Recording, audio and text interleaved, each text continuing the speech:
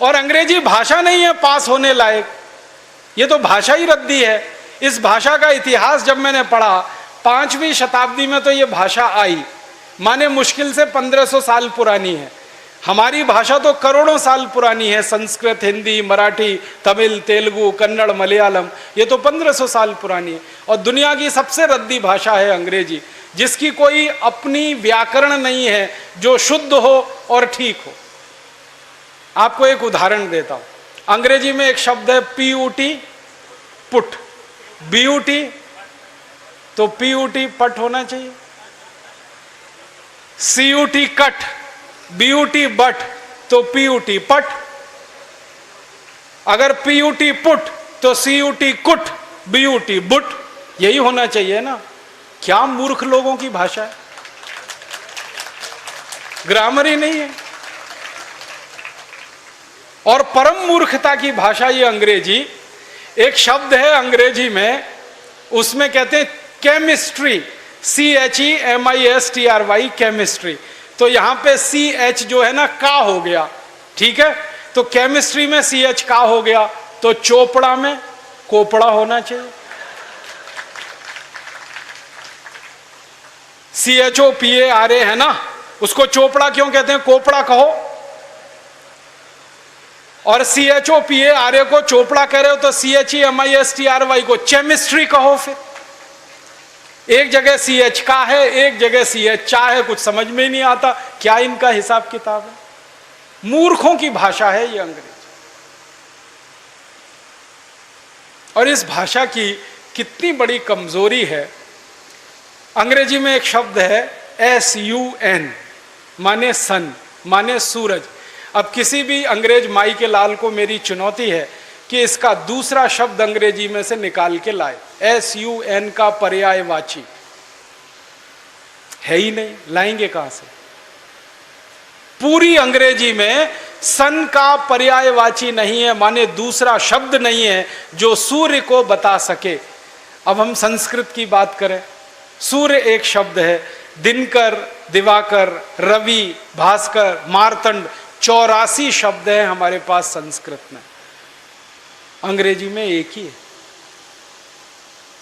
एक शब्द है अंग्रेजी में मून, एक ही है, चंद्रमा। और हम संस्कृत में 56 शब्द हैं चंद्रमा के लिए। अंग्रेजी का एक शब्द है वाटर, माने पानी, वो अकेला एक ही है। वो नदी का पानी हो या नाले का, कुएं का हो या तालाब का, सब पानी वाटर है। और यहां भारत में हर पानी के लिए अलग शब्द है। बारिश का पानी अलग, समुद्र का पानी अलग, नदी का पानी अलग, तालाब का अलग, सरोवर का अलग, नाले का पानी अलग, कीचड़ का पानी अलग, सब पानी के लिए अलग अलग शब्द है। अंग्रेजी में एक ही है, वाटर।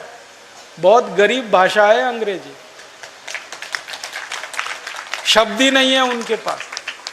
कितने गरीब हैं, चाचा भी अंकल, मामा भी अंकल, मौसा भी अंकल, फूफा भी अंकल, फूफा का फूफा भी अंकल, मौसा का मौसा भी अंकल, कोई शब्द ही नहीं है अंकल के अलावा।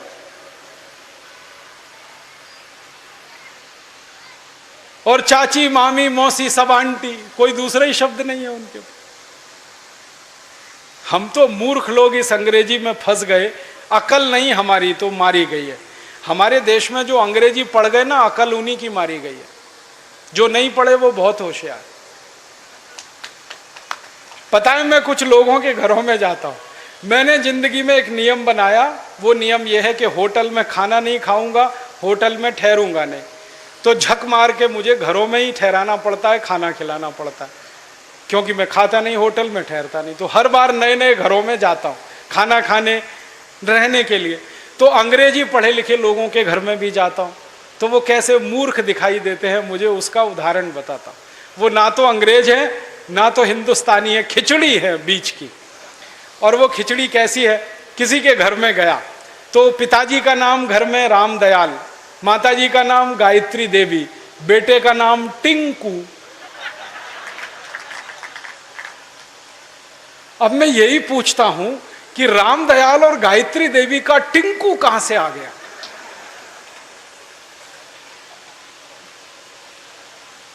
फिर मैं उनको पूछता हूं, आपको मालूम है टिंकू का अर्थ क्या है? उनको नहीं मालूम, नाम रख लिया बच्चे का टिंकू, अर्थ नहीं मालूम। ऐसे मूर्ख लोग, अर्थ मालूम नहीं, नाम रख लिया टिंकू टिंकू टिंकू। फिर डिक्शनरी खोल के दिखाता हूं उनको। अंग्रेजों की सबसे पुरानी डिक्शनरी है वेबस्टर डिक्शनरी। उसमें टिंकू का अर्थ है आवारा लड़का।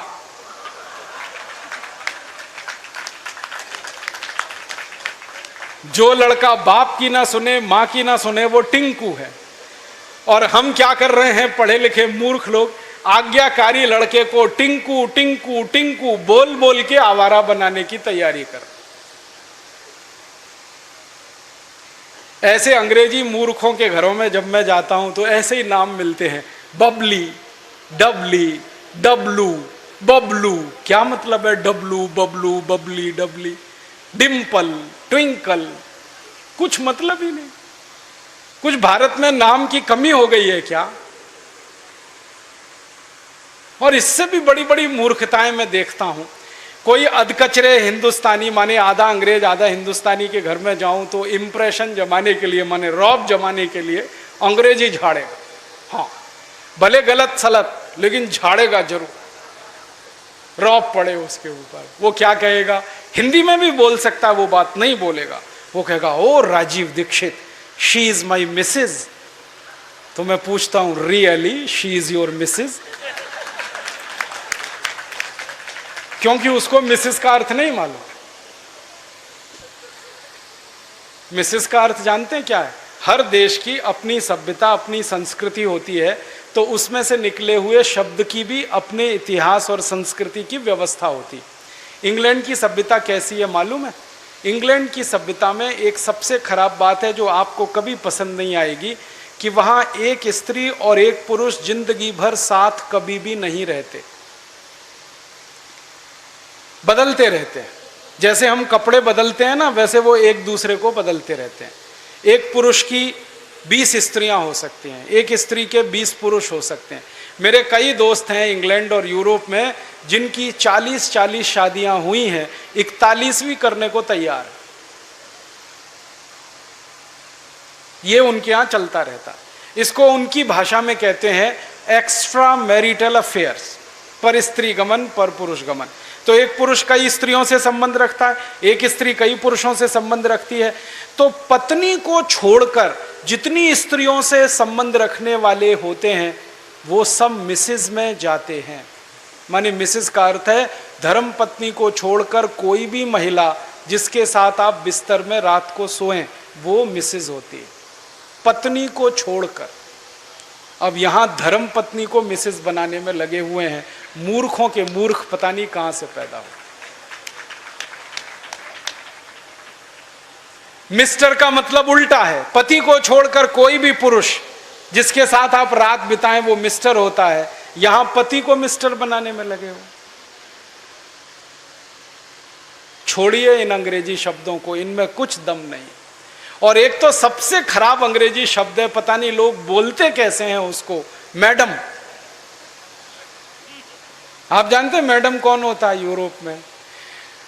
अंग्रेजों की संस्कृति में जहां पर परस्त्री गमन होगा वहां वैश्यावृत्ति होने वाली है कि नहीं? परस्त्री गमन, पर पुरुष गमन, वैश्यावृत्ति चरम पर होगी। तो वैश्याएं जो अपने कोठों को चलाती हैं, अपने वैश्यावृत्ति के काम में लगी हुई वैश्याओं की जो प्रमुख वैश्या होती है उसको मैडम कहते हैं।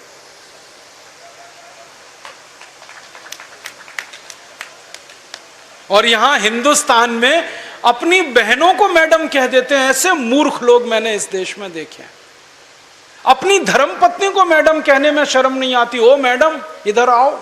और वो धर्मपत्नी को भी शर्म नहीं आती मैडम कहलवाने में, वो भी कहती है मैडम कहो मुझको।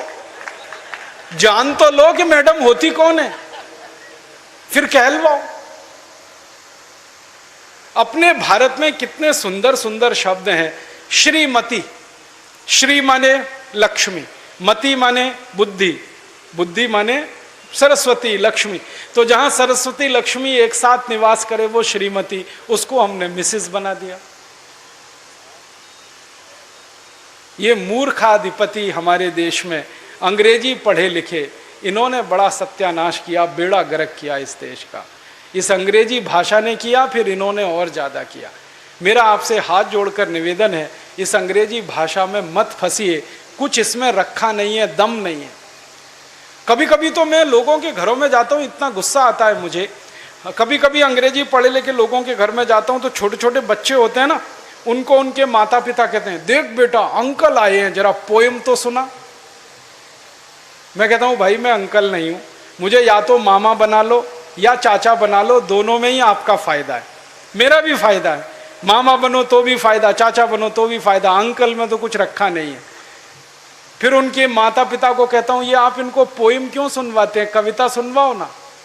तो उनको पोएम और कविता का अर्थ ही पता नहीं है, पोएम अलग है, कविता अलग है। अब वो बच्चे चालू हो जाते हैं टेप रिकॉर्डर की तरह से और पोएम सुनाते हैं मुझको, rain rain go away come again another day little baby wants to play. अब मैं बच्चे को पूछता हूं, तुमको मालूम है इसका अर्थ क्या है? नहीं मालूम। किसने सिखाया? मम्मा ने सिखाया। मम्मा को पूछा, आपको अर्थ मालूम है रेन रेन गो अवे? नहीं मालूम। किसने बताया? टीचर ने बताया। टीचर को पूछो, उनको भी अर्थ नहीं मालूम। तो रटाया क्यों फिर बच्चे को? अर्थ ही नहीं पता।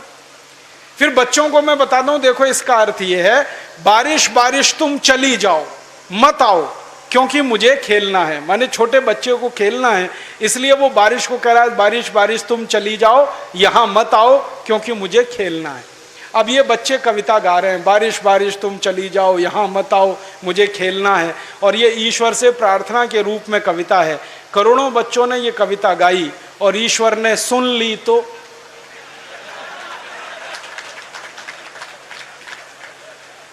बारिश को वापस बुला लिया। तो क्या होने वाला है? बारिश नहीं होगी। बारिश नहीं होगी तो सूखा पड़ेगा। सूखा पड़ेगा तो आप भी भूखे मरेंगे, मैं भी मरूंगा, किसान भी मरेंगे। इतनी अकल नहीं है हमको, ये रेन रेन गो अवे कितनी खतरनाक चीज है। हमारे भारत में 60% खेती बारिश पर होती है, 40% खेत में ही सिंचाई की व्यवस्था है। जब 60% खेती बारिश पर हो तो बारिश ज्यादा होनी चाहिए इस देश में। ऐसी कविताएं हम बच्चों को क्यों नहीं सिखाते? लेकिन वो कविताएं मातृभाषा में हो सकती हैं, अंग्रेजी में नहीं हो सकते। मैं एक मराठी मातृभाषा की कविता सुनाता हूं आपको, अर्थ बहुत सीधा है उसका। वो कविता है, ये रे पाऊसा तुला देतो पैसा, पैसा झाला खोटा पाऊस आला मोठा। ये रे माने आओ आओ, जल्दी जल्दी बारिश तुम आओ। पाऊसा माने बारिश। मराठी में कह रहे हैं, बारिश बारिश तुम जल्दी जल्दी आओ, नहीं आओ तो मैं पैसा देने को तैयार हूं, तुम आ जाओ क्योंकि मुझे बारिश की जरूरत है, क्योंकि खेत को पानी की जरूरत है, क्योंकि 60% खेती बारिश पर आधारित है। तो भारतीय कविता बारिश को बुलाने वाली होती है और अंग्रेजी कविता बारिश को भगाने वाली होती है। क्योंकि इंग्लैंड में मौसम खराब रहता है, कभी भी बारिश आती है, इसलिए वहाँ के बच्चे कहते हैं रेन रेन गो अवे, क्योंकि बारिश का कोई भरोसा नहीं।